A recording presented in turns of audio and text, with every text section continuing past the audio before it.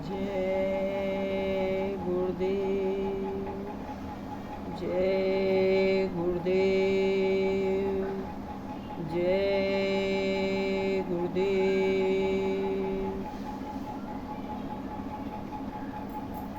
आज आपके समक्ष एक बहुत छोटी सी घटना रख रही हूँ, लेकिन ये घटना आपकी नज़रों में भले ही बहुत छोटी सी हो, पर एक समर्थ गुरु के सामर्थ्य की सबसे बड़ी दया है। इसे एक साधक की नज़रों से ही देखा और महसूस किया जा सकता है। भंडारे का कार्यक्रम चल रहा था। माता जी के साथ हम दोनों बहनें और मेरी एक सहेली मथुरा में इस कार्यक्रम में शामिल होने के लिए गए हुए थे।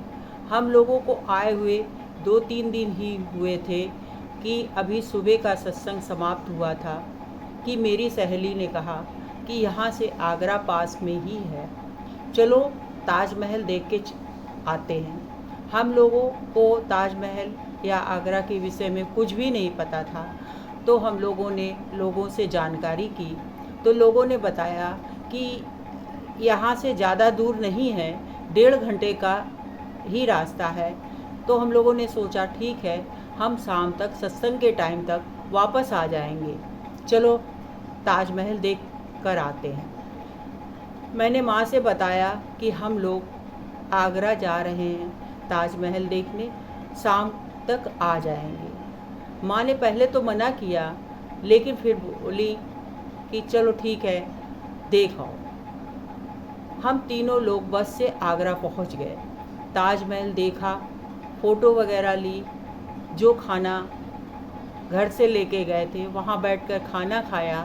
ऐसा करते करते लगभग शाम के 4 बज गए। अब हम लोग बस अड्डे आए, बस का पता किया तो पता चला कि बस 6 बजे जाने वाली थी। बड़ा डर लगा कि माँ गुस्सा होंगी और सत्संग भी हमारा छूट जाएगा। खैर बस में बैठ गए। दिसंबर का महीना चल रहा था, सर्दी थी, रात होने वाली थी। अंदर से बड़ा ही डर लग रहा था कि अब तो बहुत डांट पड़ेगी। मथुरा बस अड्डे पर जब हम लोग उतरे, तब आश्रम जाने के लिए वहाँ से सवारियाँ नहीं मिल रही थी, क्योंकि उस वक्त रिक्शे वालों का ये कहना था कि इधर से तो हम आपको ले जाएंगे, पर उधर वापसी में हमको कोई सवारी नहीं मिलेगी, खाली आना पड़ेगा, इसलिए हम लोग वहाँ नहीं जाएंगे। अब यह सुनकर तो हम लोग और भी घबरा गए कि अब क्या होगा, अब कैसे जाएंगे। रिक्शे वाले से बार बार पूछते रहे, पर कोई चलने को तैयार ना हुआ। इधर माँ भी परेशान हो गई। वो सड़क के किनारे खड़े होकर राह देख रही थी। तभी एक सत्संगी भाई ने पूछा, माता जी क्या हो गया, आप परेशान क्यों हो? माँ ने उन्हें पूरी बात बताई और ये भी कहा कि एक बच्ची जो हमारी बच्चियों के साथ गई है, वो दूसरे की बच्ची है। हम अगर उसे कुछ हो गया तो हम उसके माँ बाप को क्या जवाब देंगे? इतना कहकर माँ की आंखों में आंसू आ गए। तो उस सत्संगी भाई ने कहा कि चलो अच्छा ठीक है, हम लोग स्वामी जी से बताते हैं, वो ही कोई रास्ता निकालेंगे। तब माँ स्वामी जी के पास गई और उसने सारी घटना स्वामी जी से बताई। स्वामी जी ने माँ की पूरी बात सुनी और कुटिया में चले गए। अंदर जाकर बोले कि बच्चियाँ आ रही हैं और अगर नहीं आती हैं तो वो परेशान ना हो, मैं देखता हूँ। माँ फिर सड़क के किनारे आकर के बैठ गई। इधर हम लोग परेशान इधर उधर भटक रहे थे कि कोई तो रिक्शे वाला आश्रम चलने के लिए तैयार हो जाए, पर कोई भी चलने के लिए तैयार नहीं था। तभी एक रिक्शे वाला अचानक वहाँ आया और उसने हम लोगों से सीधे यही कहा, चलो मैं ले चलता हूँ। हम लोग क्या करते, चुपचाप उसके रिक्शे में बैठ गए। तब मथुरा स्टेशन से और आश्रम का रास्ता काफ़ी सुनसान पड़ता था। इधर उधर हल्का फुल्का जंगल टाइप का था, ना ही कोई रोड लाइट थी और ना ही कोई उजाले की व्यवस्था थी। हम लोग तीनों रिक्शे में बैठ गए और मन ही मन डर की वजह से जय गुरुदेव जाप करने लगे।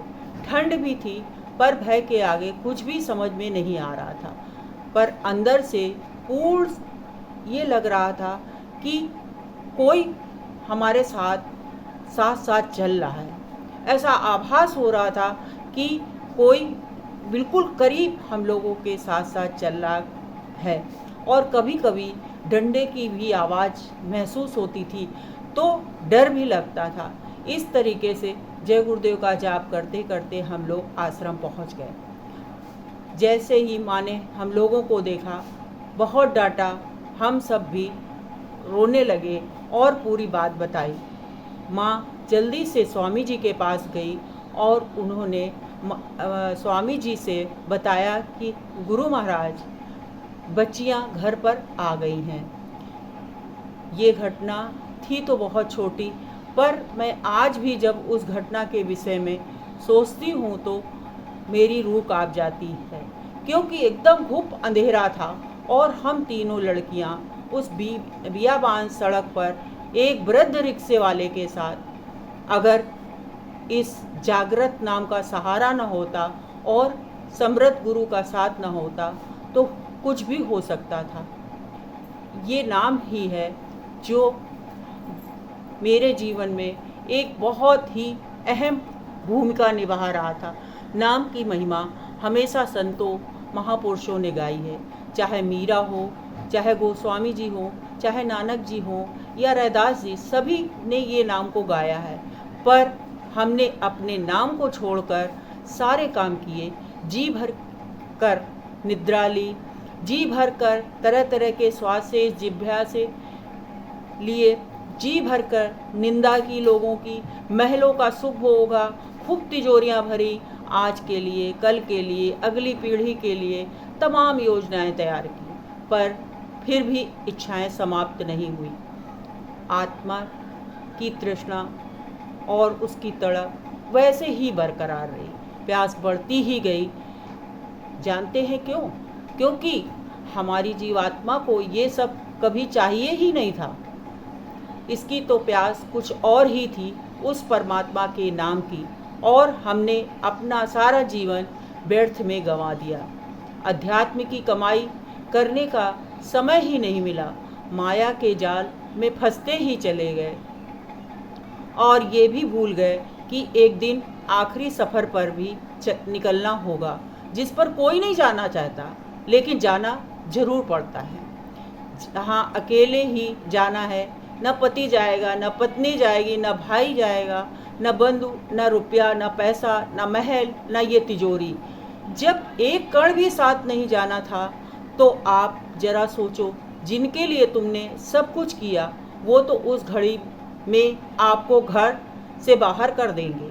धर्मानुसार कोई जला देगा, कोई दफना देगा, तब आप कहाँ जाओगे?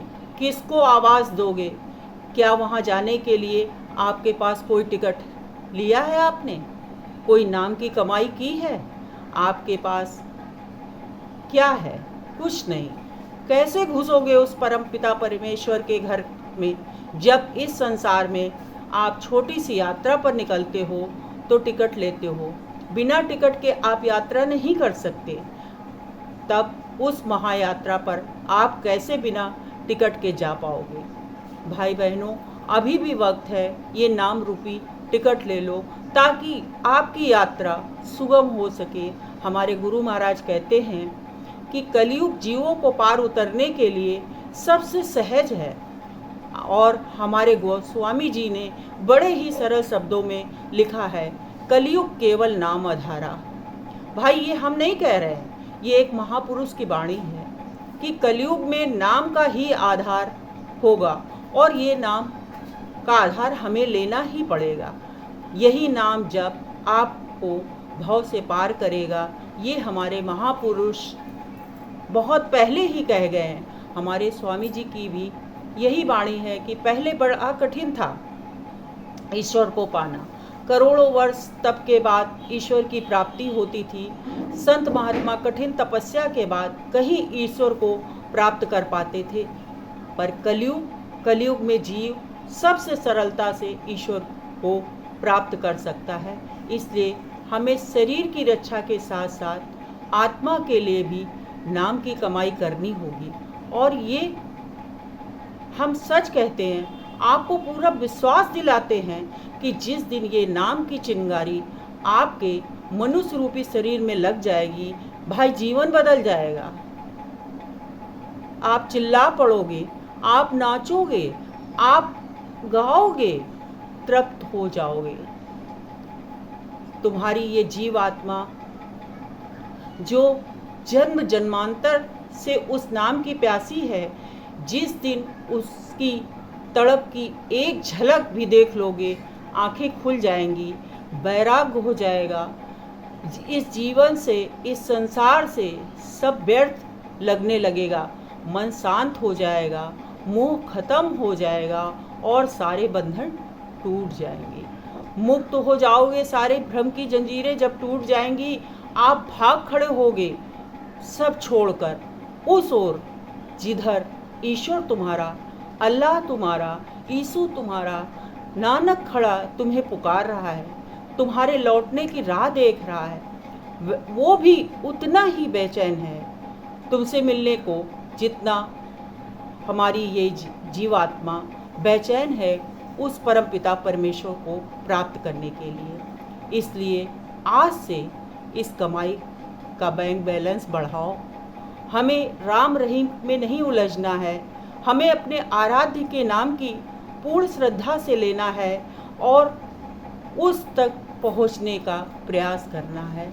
यही छोटी सी प्रार्थना है आप सभी से कि अपने आराध्य को किसी भी नाम से पुकारो, पर पुकारो, क्योंकि वक्त आगे बहुत नाजुक है और हमें आप सबको अब इस नाम की कमाई करनी ही पड़ेगी। थक कर, हार कर, लाचार होकर एक दिन उसके दरवाजे पर सर रखना ही पड़ेगा। इसलिए बुरे कर्मों को छोड़कर, पाप के रास्ते से अपने मन को हटाकर इस ओर लगाओ। यही छोटी सी विनती हमारी है। जय गुरुदेव। अब आप सभी लोग अपने आराध्य का नाम जरूर लिखें ताकि मैं भी आपका धन्यवाद अदा कर सकूं और समझ सकूं कि मेरे जीवन में भी कुछ ऐसा हुआ जिसमें आपका पूर्ण सहयोग रहा। वैसे तो बहुत सारे कमेंट आ रहे हैं जिन्हें मैं समय से उत्तर दे नहीं पा रही हूँ। वक्त आने पर ज़रूर हर कमेंट का जवाब दूँ। धन्यवाद।